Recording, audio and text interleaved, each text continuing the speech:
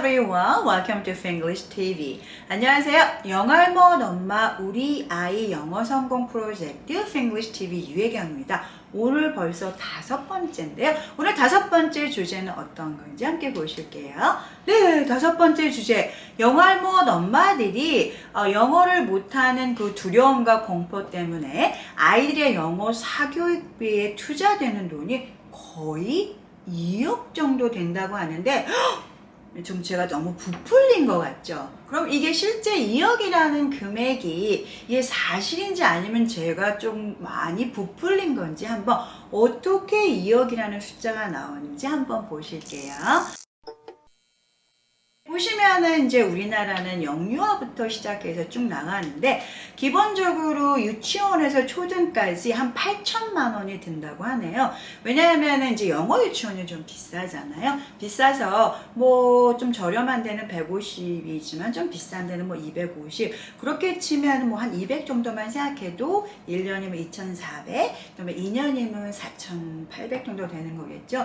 그 보통 요즘엔 영어 유치원을 뭐 1년 보내시는 분도 2년 어떤 분들은 3년 보내시는 분도 있거든요. 초등학교는 사실 6년 정도의 기간이 있기 때문에 이런 8천만 원 정도의 비용이 소요가 되고요. 그 다음에 중학교하고 고등학교는 조금 가격이 낮아져요. 왜냐하면 여기는 그 이유는 나중에 설명드릴 텐데요. 그래서 중학교하고 고등학교 부분에 거의 한 4천만 원 정도. 그러고 나서 이제 진짜 돈은 아이들이 대학교에 들어가게 되면 해외 언어 연수라던가 아니면 유학 비용을 따졌을 때 이게 또 최소한 5천만 원 정도로 하기 때문에 이건 영유아에 들어가는 여러분들의 그 비용은 뺀 거예요. 그럼 전체적으로 봤을 때 이게 한 2억 정도에서 더 넘으면 넘지 그 다음에 줄어들지는 않을 거예요.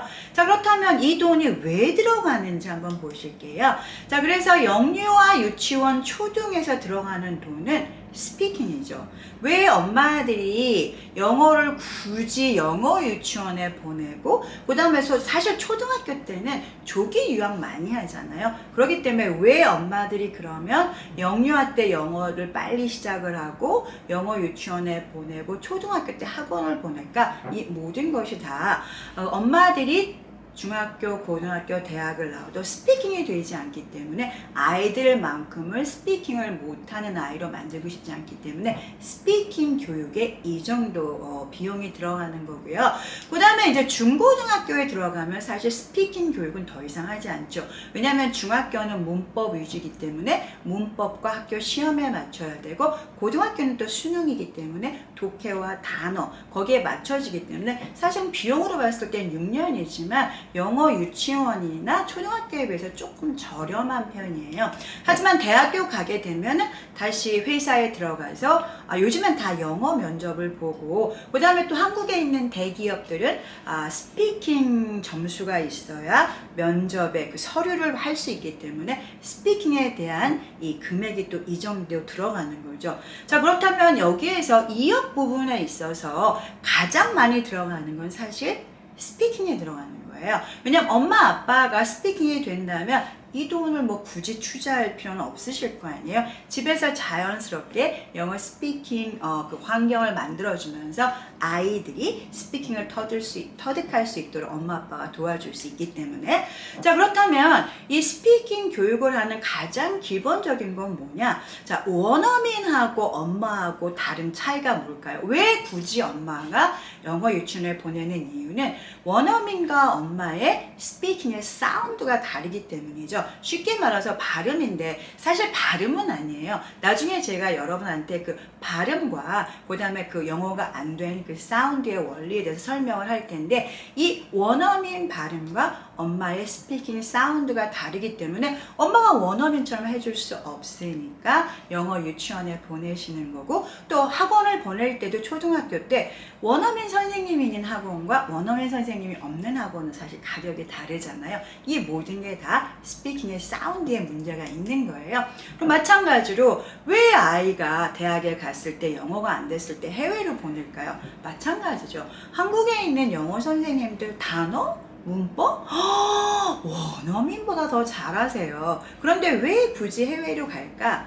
사운드가 안 되는 선생님들이 많아서 정확한 원어민 발음을 들어야 스피킹을 더 잘할 수 있을 거라는 생각으로 해외에 보내시기 때문에 이 많은 비용이 소용되는 거고, 자, 그렇다면 우리나라의 영어 선생님의 그 발음은 어떨까요? 왜냐하면 중학교, 고등학교 영어 선생님들이 물론 영어의 단어, 문법, 독해는 잘 가르치시지만 과연 우리 중학교에 있는 영어 선생님들이 원어민 정도의 사운드로 책을 읽어주고 아이들한테 스피킹을 사실은 못 해주시죠. 못 해주시기 때문에 이 선생님들이 못 해주는 거를 엄마들이 사교육으로 엄마 현금 영어로 이 정도의 비용을 지불하고 계시는 거예요. 자, 그렇다면 원어민이 잘하는 건 스피킹이고 원어민의 그 사운드인데요.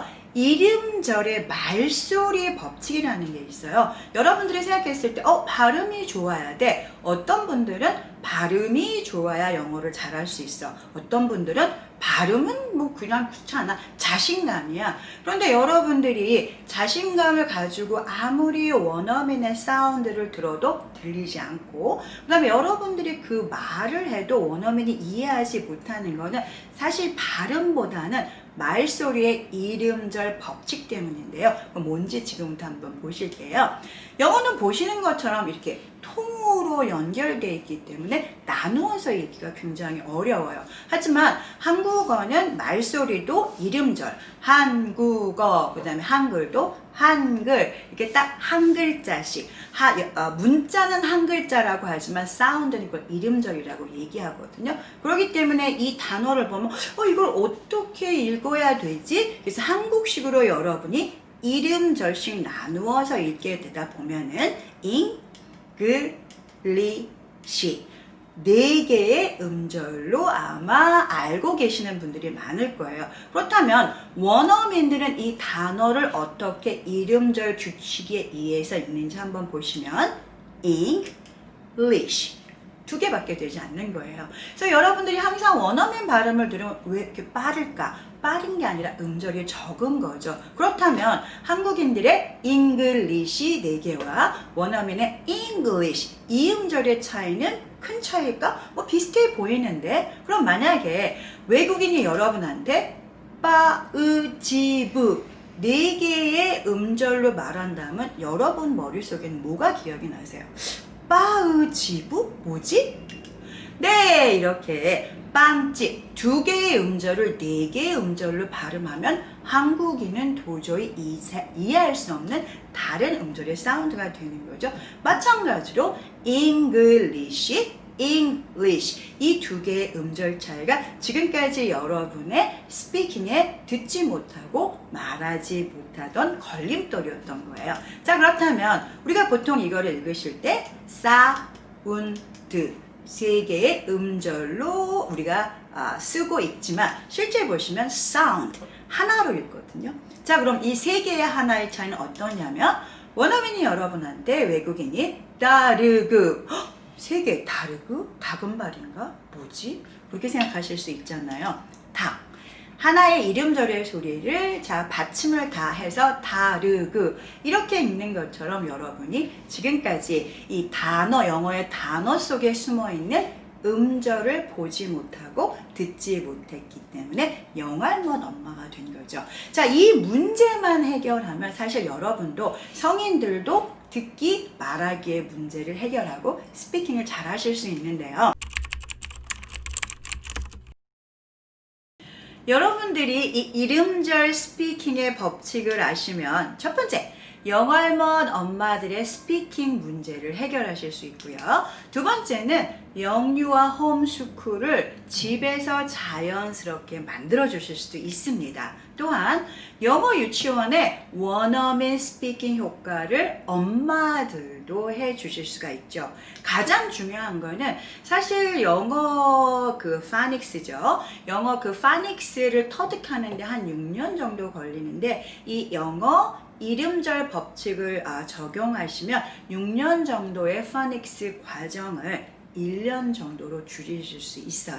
그리고 또 하나는 이 부분이 그 영유아나 유치원, 초등학생에만 적용되는 게 아니라 영알못 엄마한테 적용되기 때문에 대학생이 해외 언어 연수를 가지 않고도 한국에서 이 원리를 적용해 언어 연수와 똑같은 효과를 얻을 수 있고요. 그 다음에 취업 면접도 마찬가지로 스피킹이잖아요. 이런 걸로 인해서 여러분들이 많은 영어 사교육비를 절약할 수 있죠. 자, 그럼 다음에는 자, 이렇게 2억씩 들어가는 영어 사교육법을 스피킹 이름절의 법칙으로 여러분들이 현실적으로 어떻게 1억을 벌 수 있는지, 1억을 세이브 하시는, 사실 세이브하는 건 버는 거잖아요. 그렇다면 영알못 엄마들이 영알못 엄마에서 탈출해서 어떻게 1억을 절약할 수 있는지 그 방법 다음 6번째 시간에서 여러분께 모두 공개해 드릴게요.